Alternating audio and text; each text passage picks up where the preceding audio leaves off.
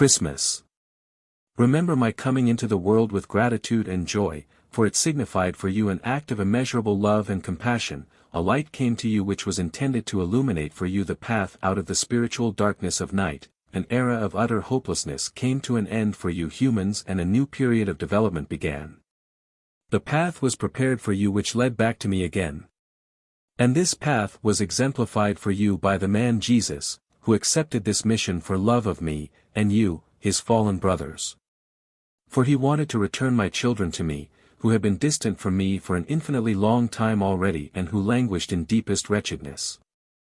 Jesus' human shell was occupied by a soul of light, a being which I had once externalized, which was lovingly devoted to me and had remained with me when the host of originally created spirits fell away from me.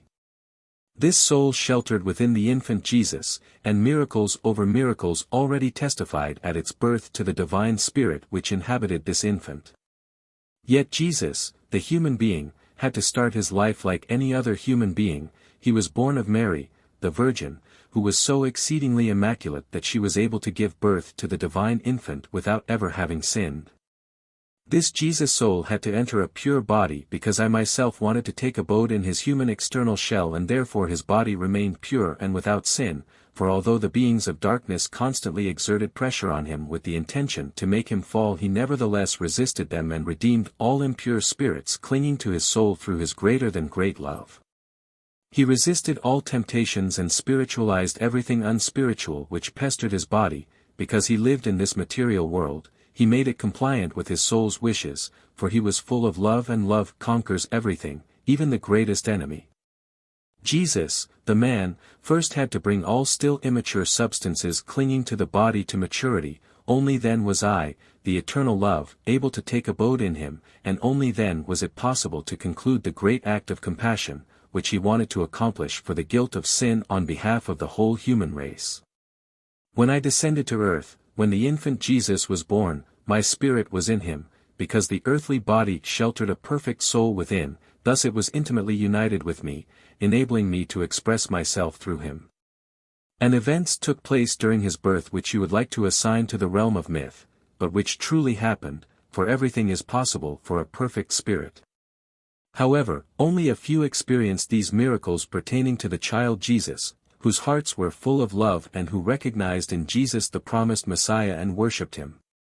People with unclean hearts approaching him only saw a child which was like any other child. Yet generally, only those people came close to him who were prompted towards him by their spirit, who sensed the miracle that had happened in this night and who thus paid tribute to him with their adoration, because they saw in him the promised Messiah. Nevertheless, the fact that God himself came into the world and took abode in an infant was the greatest miracle of all times which will never repeat itself. For love came into the world, the infant Jesus was full of love, since the great love for the once fallen, wretched beings had motivated it to take on flesh and to redeem the original sin, which could only be redeemed by love because it consisted of the fact that love had been sinned against. And the man Jesus accomplished this act by giving up his life for the sake of love, by offering the greatest sacrifice any human being on this earth has ever offered and will ever offer, by relinquishing of his own accord all light and all power he possessed as a result of the love which dwelled in him, by suffering in the midst of the dark world as a mere human being, and by dying the most agonizing death on the cross. Jesus, a being from the kingdom of light, voluntarily offered himself for this mission to walk across earth as a human being and to accomplish a work of atonement of inconceivable suffering and pain in order to help his fallen brothers. Love permeated all beings which had emerged from me and remained with me when Lucifer turned away from me and drew an immense number of spiritual beings into the abyss with him. And Jesus' love was so strong that it wanted to make amends to me for the inconceivable offense against me, their God and Creator, against the eternal love itself.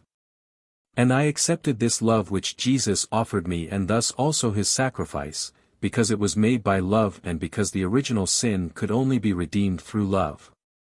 And thus, the being of light took on flesh and walked across earth like all other people, burdened by a heavy earthly body which was a restraint for the being of freedom and light and experienced as agony by the soul. However, he had to travel the earthly path as a human being, because he was meant to serve as a shining example to his fellow human beings so that they would follow him.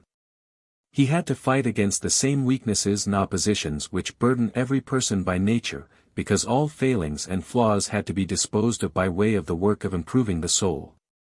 The man Jesus lived in the midst of the earthly world, in the region which belonged to my adversary, and it was twice as difficult for the soul from the kingdom of light to assert itself in this dark area, to resist all satanic attempts to cause its downfall and to treat everything unspiritual in the flesh and in its surroundings with love. For even his body was badly besieged by immature spirits which Jesus did not fend off because, in his wisdom, he realized that these spiritual substances also wanted to be redeemed, and his love was constantly willing to bring help to all wretched beings. His soul suffered incredibly through its environment. It was used to freedom and light and love and thus to supreme bliss, and now found itself in darkness, bound by the body and in the most heartless environment. And thus, from childhood on his earthly path of life had been a state of suffering through which he atoned for many of his fellow human beings' sins, until he finally accomplished the great sacrifice of atonement by sacrificing himself for the original sin of all human beings, past, present and future.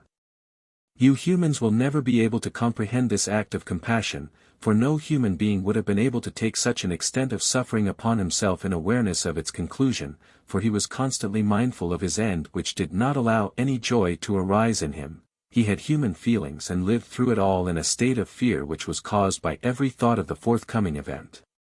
And he endured until the end. The love in him for me and for all which is unredeemed grew constantly and gave him the strength to carry out his act of compassion. I myself was able to permeate him completely. I myself was in him in my fundamental nature, and thus it was I who atoned for the guilt of sin on behalf of all people, for it was love which gave Jesus the strength to suffer and to die on the cross in order to redeem humanity, in order to make amends for the immense original sin, which could only be justly atoned for through an act of love as was accomplished by the man Jesus on the cross. Amen.